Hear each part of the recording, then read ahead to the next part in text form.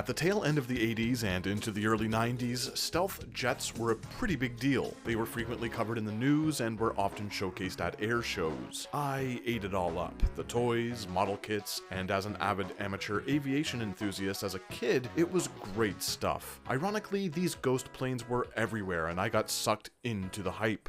They were featured in a few video games at the time, but the first one I got my hands on was James Bond: The Stealth Affair, a 1990 point-and-click adventure released exclusively in North America, a title that has evidently been nuked from existence, outside of a few images on the internet and video walkthroughs. You see, this thing was originally called Operation Stealth, developed by Delphine Software International, a small French company who are best known for their slow-moving cinematic action platformer games, Flashback and Another World, or Out of This World as it was known over here. If the futuristic ghost plane was a super sleek black badass, this game was anything but. As a 007 stealth jet obsessed kid, this thing should have blown my mind, but sadly, Operation Stealth is a plodding, arduous mess with clumsy command screens and frustrating arcade sequences to navigate through. It has been a good long while since a video game has made me this goddamn angry, so let's just get all of this over with.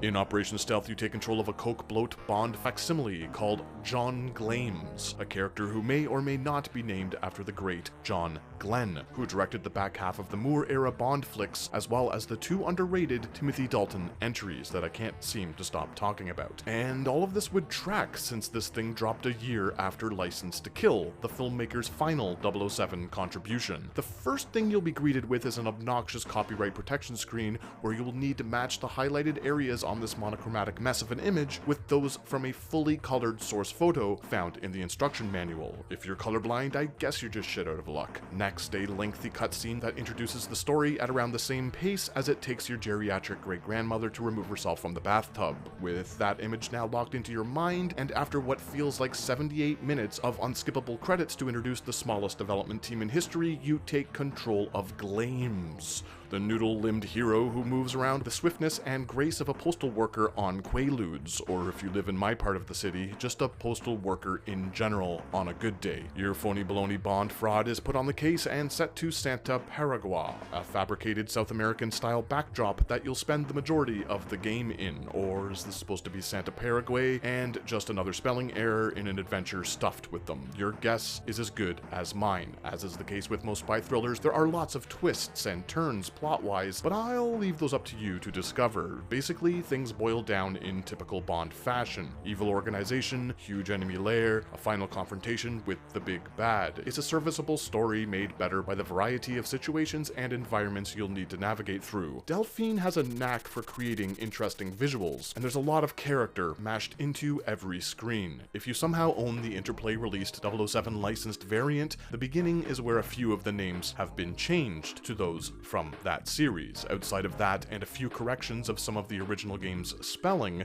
the versions are interchangeable. Operation Stealth was also released for the Atari ST and Amiga, with the latter containing some of the best spoken dialogue evidently being delivered by an exhausted robot from a low-budget 1950s sci-fi program. The vacation in Lausanne was exquisite.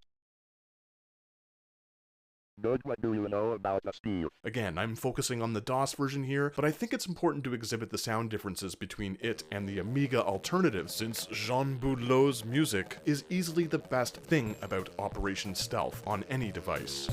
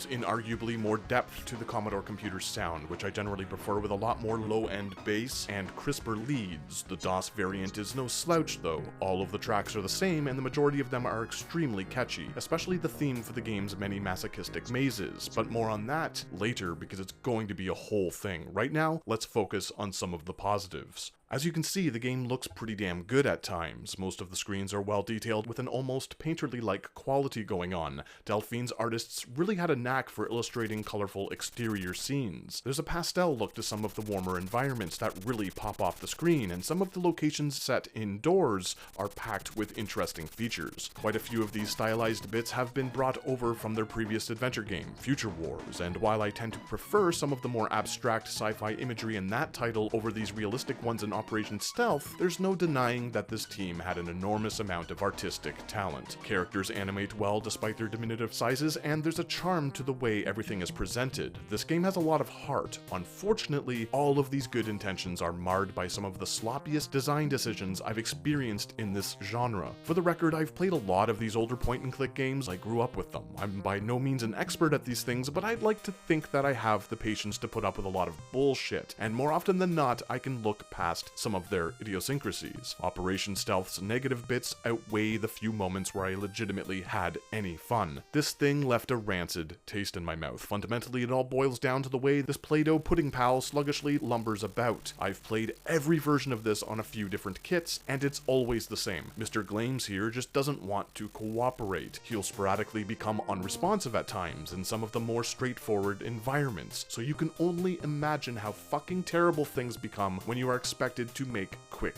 movements. Fortunately, these moments are few and far between, but trust me when I suggest that you save often because you will frequently die attempting to do the simplest of tasks under pressure. I don't want to spoil anything, which is something I say in almost every one of these reviews, but here are a few examples that shouldn't ruin your experience if you decide to play this Drek after the thrashing I'm about to deliver. So, everything, and I mean everything that has to do with pointing and clicking in this point-and-click adventure game is a fidgety fucking nightmare. Achieving the simplest of tasks just seems to require a few too many clicks, which really drags everything out. Future Wars featured these same mechanics, but when I went back to play that previous Delphine entry, it felt speedily responsive compared to this. Almost every action sequence in Operation Stealth takes place underwater, which is a problem in and of itself because swimming usually sucks in video games. We all know that. Anyway, let's take a look at a few of them so I can really drive this point home. So this first one is admittedly not that bad. As one might expect, your oxygen is limited, but there are a few generous spots placed throughout to come up for air. The problem lies in this one overlooked transition, where it's possible to get stuck inside a goddamned rock. How hard would it have been to design this in such a way that the screens aligned properly? Wouldn't they have noticed this glaring issue when conceptualizing this entire arcade area? I just don't understand. It would be like a carpenter crafting a door with a giant protruding angle in one place just for the hell of it, preventing the thing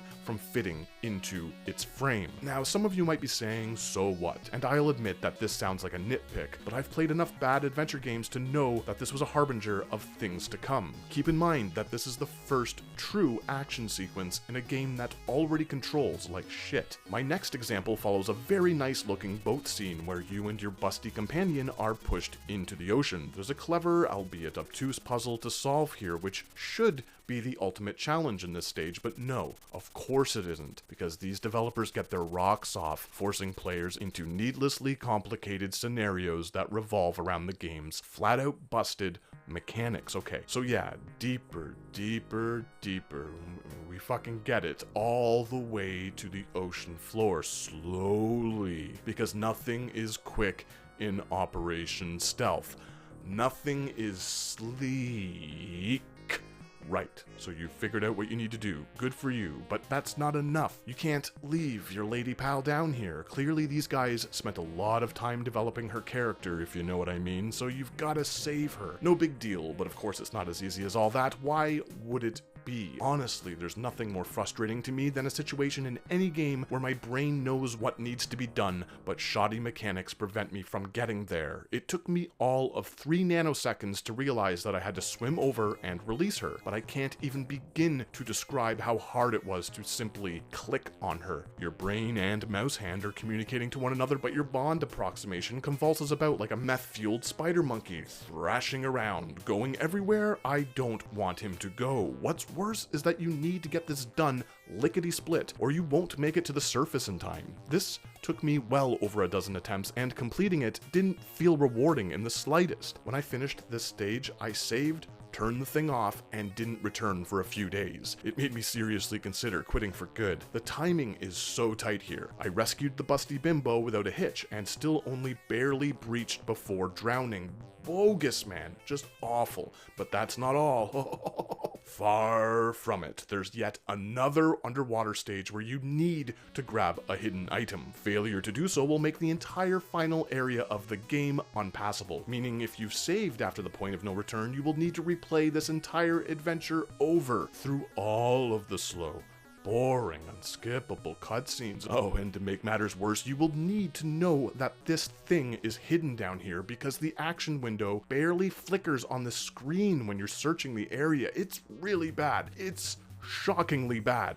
Shocking. Yeah, now it's time for the feature presentation. The culmination of all the piss-poor pieces of tomfuckery that Operation Stealth brings to the table. A drum roll, please. Mazes. Lots and lots of mazes. Operation Stealth has 2 sets of 4 maze sequences that are the antithesis to fun. They are so thoroughly unpleasant that I considered drowning myself in a bathtub with a ball gag in my mouth and a clothespin over my nose just for some sweet, unholy respite. I've said this before, but I'm not a fan of adults who frivolously toss the word hate around, but in all seriousness, there's no other way to describe these things. First, you'll need to navigate through these super tight corridors to nab a key, which wouldn't be that big of a deal if you could, I don't know, use a weapon of any kind to eliminate or even stun any of these guards, but no, of course not. Delphine had zero issues borrowing other elements from the Bond series, but drew the line when it came to combat altogether. That's right, throughout this entire game, you have no way of defending yourself. You're about as useless as 007 in Goldfinger, the iconic movie where he's basically a prisoner for the majority of it. Anyway, the maze is right. So there are some swinging doors that you can use to corral a few of the guards off your path, but if one of them touches you, it's game over. It's a testament to how lazy this was all designed when the final 2 acts are somehow easier than the first 2. Yet another example of poor development. You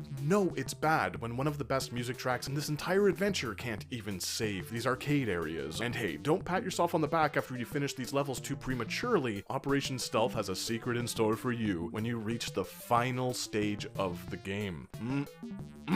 There's only one thing that makes a maze more satisfying, and that's a maze you can only partially see. Beautiful brazen padding filled with mutant spider ants. Or wait, I guess these are rats? Ah, who cares? Just ship the game, Delphine. We need to get it on the goddamn shelves now. I could go on, but I think I've more than made my point. Play Future Wars or Out of This World, the 2 games that sandwiched this heap of trash when it came to release dates. Operation Stealth looks and sounds great, but every single playable part of it is so rough that it's nearly broken. Whether it be the clunky menu-based exploration sequences to the god-awful action bits, this is about as unpleasant as a point-and-click adventure can get. I'm sure I'll get some hostility for my opinions here, but I've got to be honest, and this game really did make me this angry. Hell, I even tried different versions, but all of them made me want to put my head through a wall. Look, I get it. People dig this game. This was part of Delphine's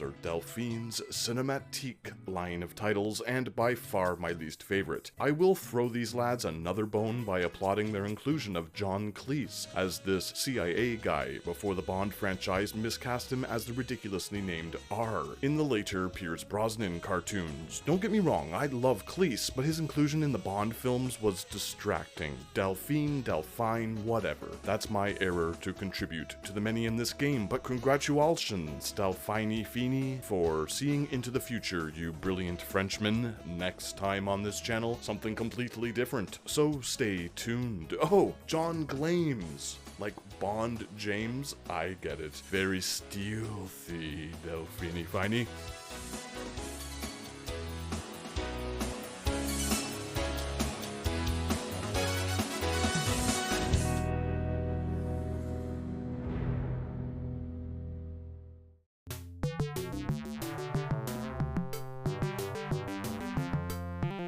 a vacation in laws and was exquisite.